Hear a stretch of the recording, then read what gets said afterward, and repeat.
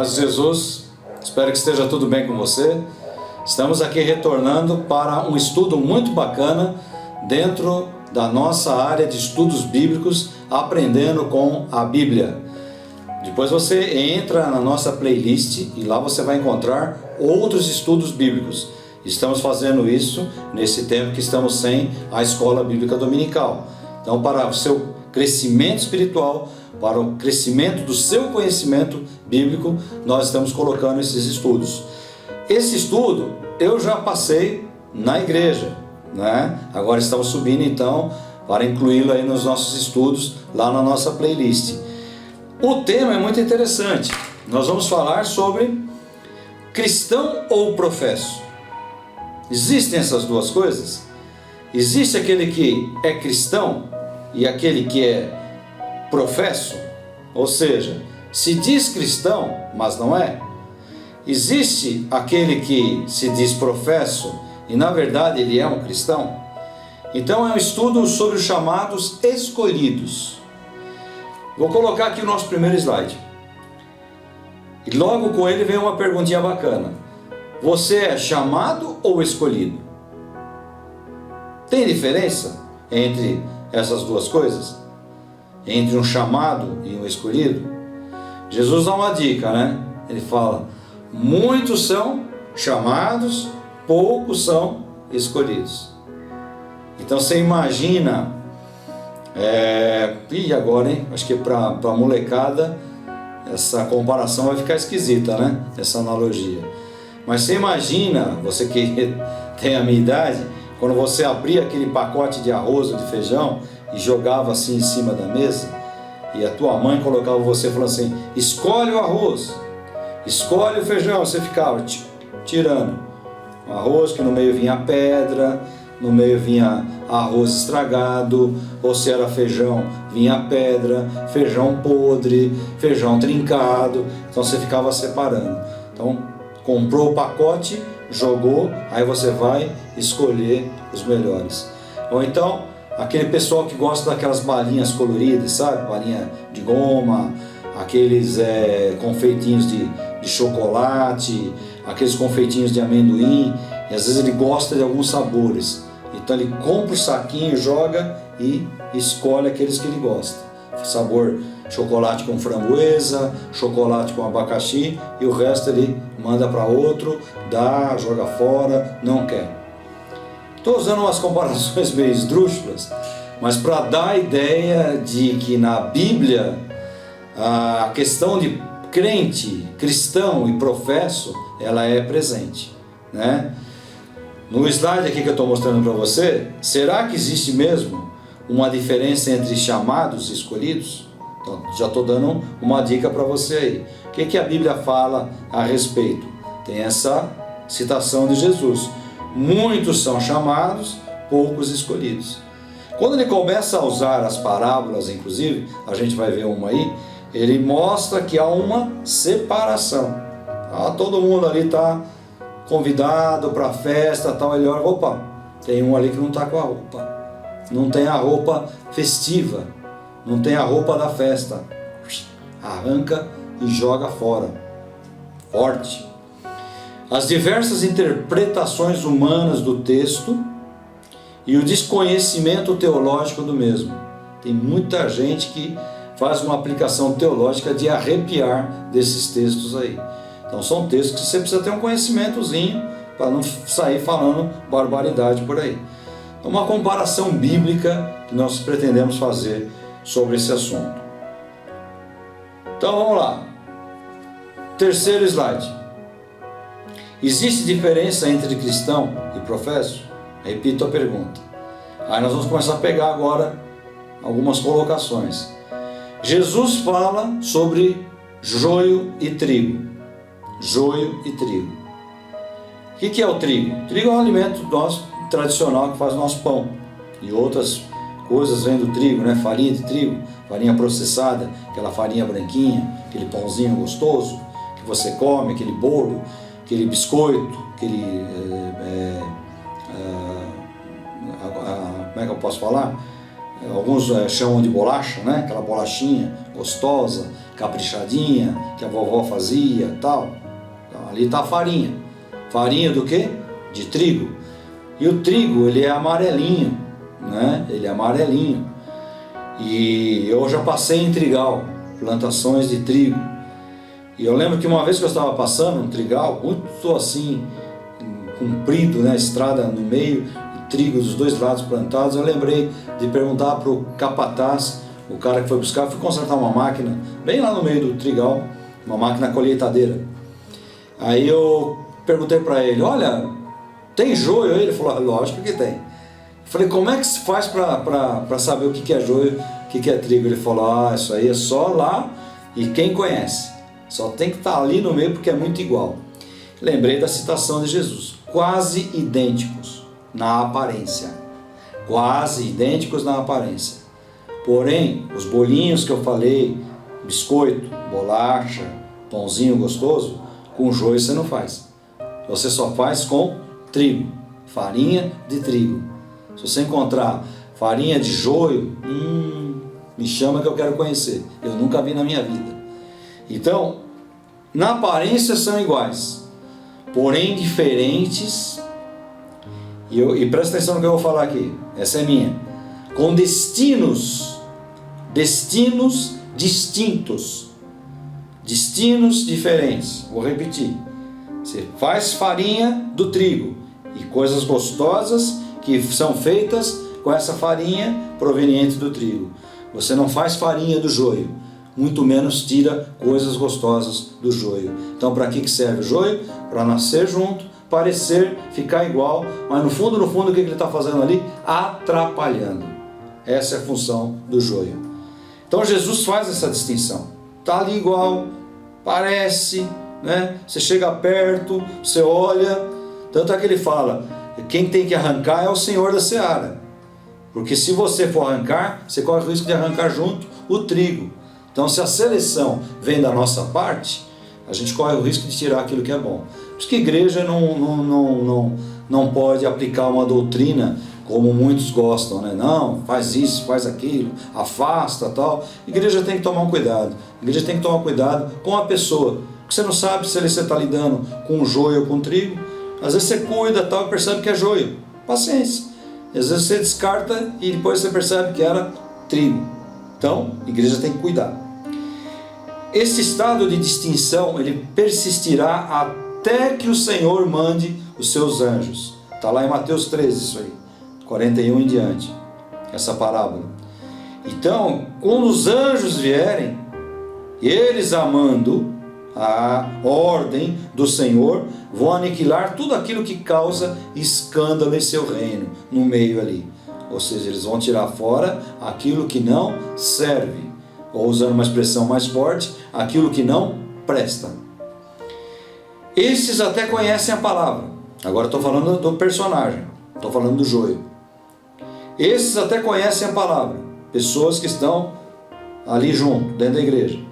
Agem como que em favor da palavra. Então às vezes até usam textos da palavra. Olha, está escrito isso aqui. Olha, Jesus falou. Olha o profeta. Olha, Deus me mostrou, né?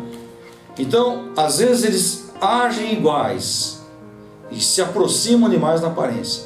Porém, serão destruídos. Destruídos. Tá? Não vai ter joio para servir de enfeite. Será aniquilado, queimado, destruído. Então é importante essa diferença básica que nós estamos apresentando aqui. Quem faz isso? O próprio Cristo. O Cristo é que fala, ó, tem o joio e o trigo, os dois crescem juntos. Você não pode se meter a arrancar, porque corre o risco de você estragar o bom, que é o trigo. Misturar o trigo com as coisas boas, aliás, o joio com as coisas boas provenientes do trigo. Então, joio para um lado, trigo para o outro. Vamos lá para mais um slide. Podemos começar aqui uma série de comparações, né, dentro desse slide. Cristãos de um lado, professos do outro. Então você tem cristãos, fiz uma coluninha, e professos, outra coluninha. Lucas 7:50. Então disse a mulher, a tua fé te salvou, vai-te em paz. Em contrapartida, Atos 8, naquela passagem do mágico, Simão fazia mágica e tal, aí viu os apóstolos orando pela vida das pessoas, algumas falavam em línguas, etc. Ele ficou maravilhado com aquilo, com as coisas que estavam acontecendo. Ele creu naquilo, foi batizado, tá? Porém, ele não fazia parte daquele meio. Pô, foi até batizado, foi, mas não era daquele meio.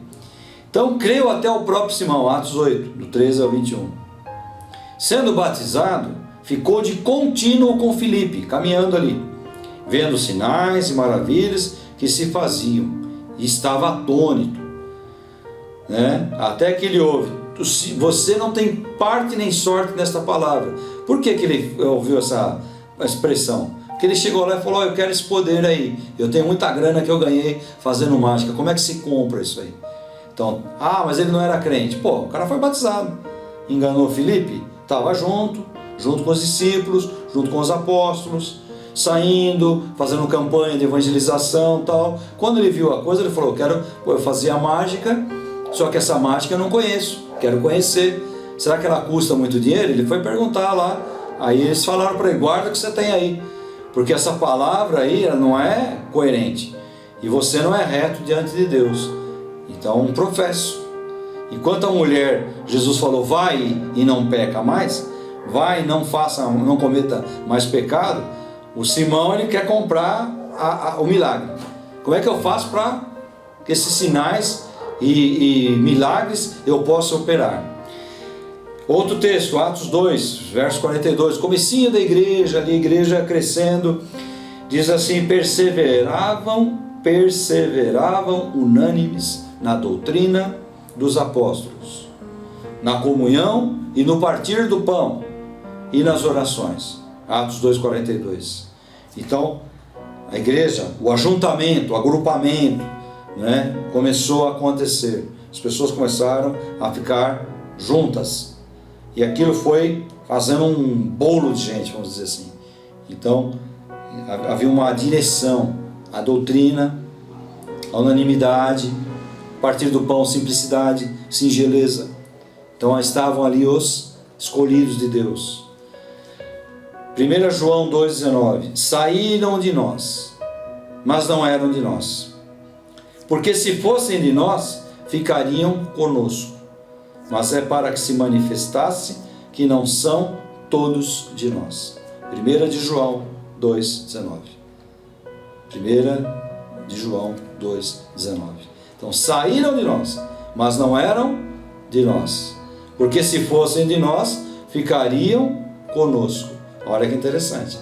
Então, tipo do Simão, caminhou, se batizou, está junto, caminhou legal ali, até que, opa, espera um pouquinho, eu quero comprar esse negócio aí. Eu fazia mágica, por que agora eu não posso continuar fazendo mágica e ver essas coisas acontecer? Um paralítico andar, um cego enxergar, né, esses caras falarem essas línguas esquisitas aí.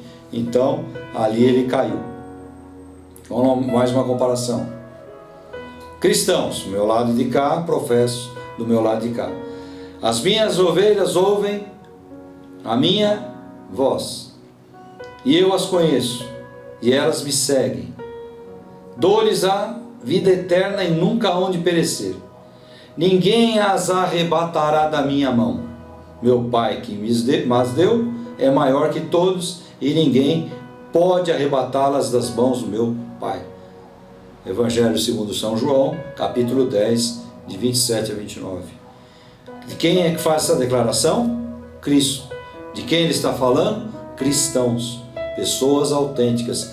Onde é que está o cristão? Nas mãos de Jesus, nas mãos de Deus. Então ele conhece ali, ele sabe. Na mão dele, ó, essa caneta aqui, ela está na minha mão, essa caneta, e eu vou pôr no meu bolso e vou levar ela embora. Sabe por quê? Porque ela é minha caneta. Como é que você sabe? Eu conheço, tem meu nome escrito aqui, ó. Tem meu nome escrito aqui. Então eu conheço essa caneta. Ela é minha, então eu vou levar ela embora. Ah, você me empresta? Não, essa caneta eu não te empresto. Ela é minha. Ela é minha caneta de estimação. Só eu uso. Tem uma outra aqui que eu posso te emprestar. Essa aqui não. Assim é Jesus. Ele está falando, ó, eu conheço. Os que são meus de verdade estão aqui, ó. Daqui ninguém tira eles. Eles estão aqui. Pode até escorregar um aqui assim, ó, pelo dedo aqui, pelos dedos, né? Mas eu puxo de volta. Daqui ninguém tira, não. Em contrapartida, quando o espírito imundo tem saído do homem, anda por lugares áridos, buscando repouso, e não encontrando, diz: voltarei para a minha casa de onde saí. E voltando, acha a casa desocupada, varrida e adornada. Então vai e leva consigo outros 7 espíritos piores, e são entrando ali, habitam, e esse estado do homem é pior do que o seu estado inicial. Depois eu vou ler esse texto com calma, porque o espírito sai, vagueia e traz mais 7, não são 8. Eu sempre ouvi dizer que eram 7. Depois eu vou ler esse texto lá, Mateus 12, São Mateus 12, 43, 45. Mas olha, eu não vou navegar nessa área, mas é interessante, né? O estado do homem, o homem que teve o seu, vamos dizer, seu corpo limpinho, experimentou. Esse aqui eu entendo que é aquele que experimenta a graça, caminha junto, está ali, experimenta as coisas boas. Daqui a pouco ele olha e fala: não é nada disso que eu quero, não. E pega a estrada do mundo, né? Enquanto eu falo aqui nessa aula, se você está assistindo a aula, participando da aula, você deve estar pensando: eu conheço um monte de gente assim. Você conhece? Ore para que você não seja um deles, que você tenha certeza que você é um escolhido. Que é fácil a gente ficar julgando: olha, o cara caiu, o cara fez aquilo. Ore para que você seja um escolhido. E olha, escolhido tem certeza que é, viu? Vamos lá, mais um slide. Tudo o que meu Pai me dá virá a mim, e o que vem a mim, de maneira nenhuma o lançarei fora, porque eu desci do céu, não para fazer a minha vontade, mas daquele que me enviou. E é esta: qual é a vontade? Que nenhum daqueles que me deu se perca, mas que o ressuscite no último dia. Evangelho segundo São João 6, do 37 ao 39. Então essa é a vontade de Deus, né? Ele vem para buscar. Nenhum daqueles que ele deu vão se perder, mas serão preservados para a ressurreição do último dia. O professo: mas alguns de vós, não é alguns do mundo, por isso que é cristão e professo. O professo, ele vive em boa parte da vida dele no mesmo ambiente que o cristão. Qual é o ambiente? Igreja. O cristão está lá, o professo está lá. Então, mas há alguns de vós que não creem, porque bem sabia Jesus desde o princípio que quem eram os que não criam e quem era o que havia de entregar. Então ele está falando com os discípulos, né?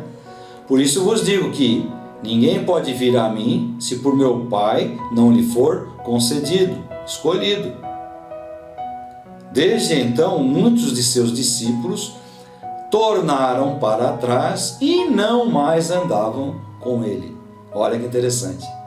Então esse papo aqui parece que é Jesus com os discípulos ali.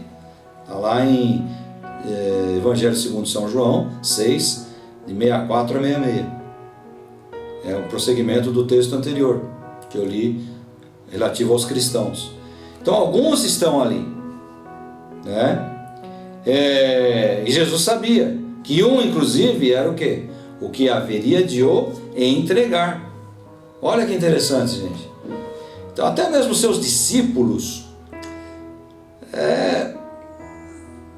não tinham muita convicção daquilo que estava acontecendo, né? Judas era um dos 12, andava com Jesus, comia, deitava nos lugares onde Jesus deitava, estava vendo os milagres, as operações maravilhosas que Jesus fez, mas ele não era um dos salvos. Olha que coisa interessante. Vamos lá. Falando ainda da parábola, ele diz assim: Jesus lhes disse: um inimigo fez isso, plantou o joio junto com o trigo. E os servos disseram: queres que vamos arrancá-lo? Porém Jesus respondeu: não, para que ao colher o joio não arrancais junto o trigo. A parábola lá segundo São Mateus capítulo 13, 28, né? Então, algumas outras comparações que a gente pode fazer. A parábola das 10 virgens, está lá em 25, 10 de São Mateus. A justiça de Deus pela fé em Cristo, está lá em Romanos 3, 22, né? O bom pastor, talvez uma das passagens mais marcantes da Bíblia, falando sobre os escolhidos. Eu sou o bom pastor da vida por suas ovelhas, segundo São João capítulo 10, né? Evangelho segundo São João capítulo 10, verso 14 em diante. Eu conheço as minhas ovelhas, eu dou a vida pelas minhas ovelhas, sou delas conhecido, elas conhecem a minha voz, eu conheço a voz das minhas ovelhas, né? Então o bom pastor, ele conhece as ovelhas dele. Pode ter cabrito no meio do rebanho? Pode. Pode ter ovelha que não é dele? Pode. Mas ele conhece as suas ovelhas. Eu, meu amigo, se eu for para o campo, para mim toda ovelha é igual. A não ser que for uma ovelha negra, né? Aí ela vai se destacar lá. Opa, aquela ali. Você nem pode falar ovelha negra, né? Que tem ovelha negra, diga-se de passagem. E aquelas que não tomam banho também são sujinhas, né? Então, eu não sei distinguir, mas eu te garanto, a gente vê alguns vídeos na internet, interessante esse negócio como é que eu posso dizer? Relacionamento pastor-ovelha. A gente vê, de pastor mesmo, pastor de cajado, de apito, né? E aquelas ovelhas que tem aí em muitos países europeus ainda, você vê aquele rebanho que vem, né? E o cara chama, o cara buzina, a ovelha não faz nada. O pastor chega lá, ou a forma de bater a mão, ou o apito, ou a forma dele falar, as ovelhinhas seguem tudo para o mesmo lugar. Então elas conhecem. É hora de ir para o aprisco, é hora de ir lá para o celeiro, ficar guardadinha e tal. Então elas conhecem. Professo. Se você pegar a parábola das virgens, tinham 10. 5 eram chamadas de prudentes. Lembra dessa parábola? Tinha o azeite. O azeite é como se fosse a pilha. É o seu celular, recarregou. Mas o noivo não chegou. Opa, sabe o que eu vou fazer? Vou comprar uma bateria a mais. O celular de hoje em dia não dá já. A bateria vem embutida, né? Mas vamos dizer que você compra aquele carregador que tem portátil hoje em dia. Você fala, vou ficar com um carregador aqui. Vai que o noivo atrasa. As outras falaram que nada.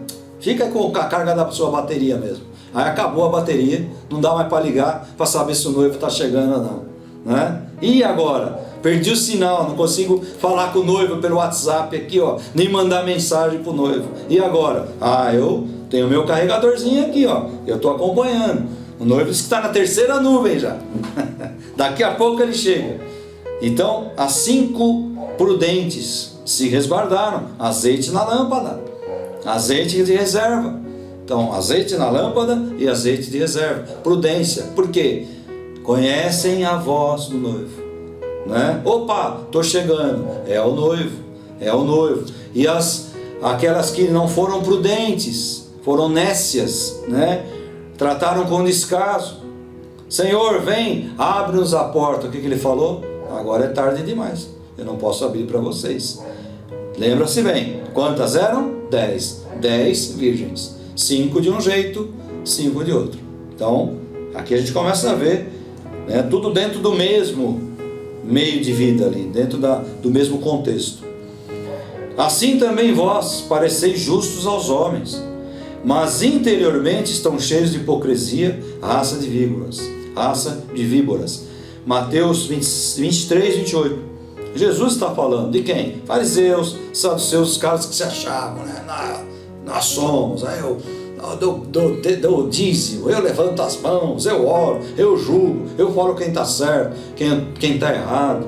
Jesus falou, vocês parecem justos para os homens, mas interiormente, lembra que eu falei aí em outras aulas, tenho falado bastante, é fácil você ver um cara fumando e criticar um cristão.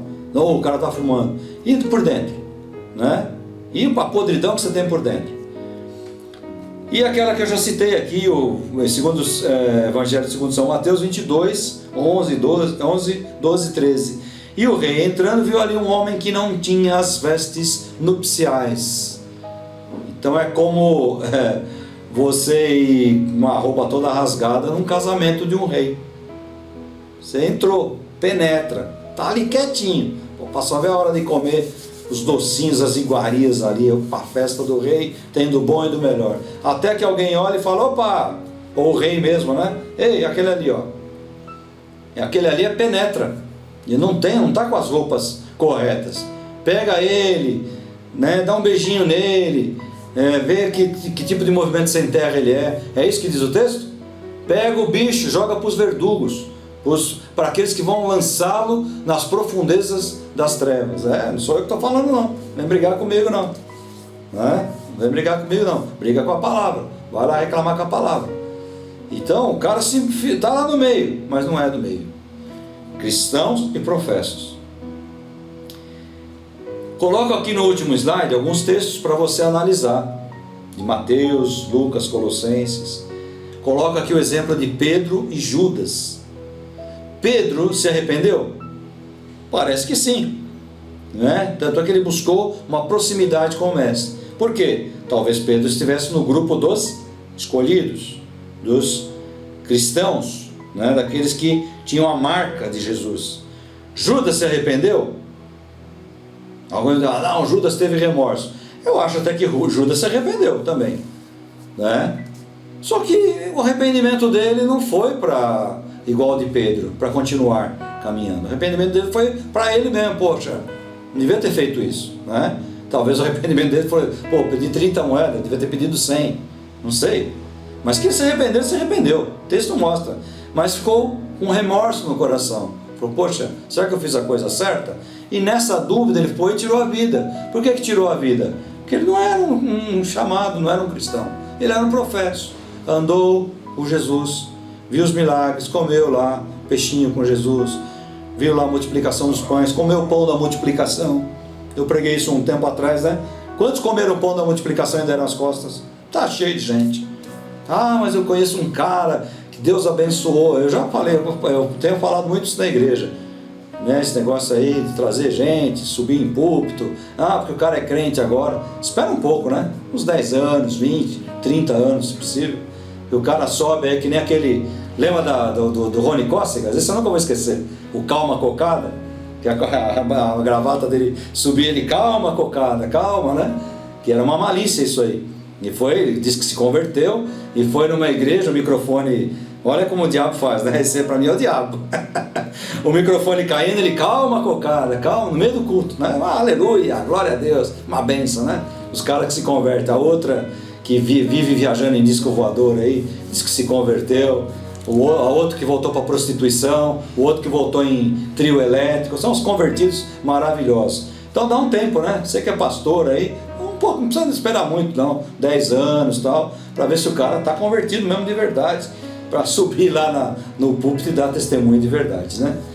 Então nada julgueis antes do tempo, até que venha o Senhor, o qual também trará à luz as coisas ocultas das trevas e manifestará os desígnios dos corações, e então cada um receberá de Deus louvor. O apóstolo São Paulo falando na 1 aos Coríntios 4, verso 5. Eu coloquei outros textos aí no último slide para você dar uma analisada também, para você estudar. É um estudo bíblico para você estudar. E a pergunta final: você cristão, pense nisso.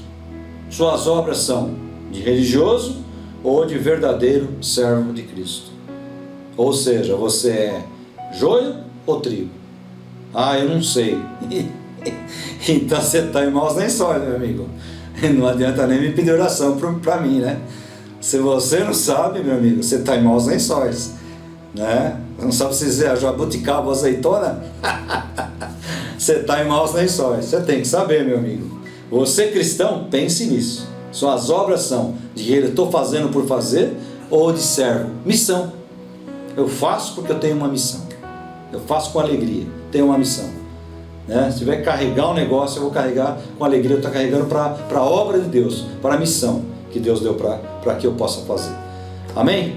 Deus possa te abençoar nesse estudo. É um estudo um pouquinho mais longo, um pouquinho mais aprofundado, e é um estudo para você pensar. Esse aí é para você pensar antes de tomar qualquer atitude precipitada. Pensa, pensa e pensa.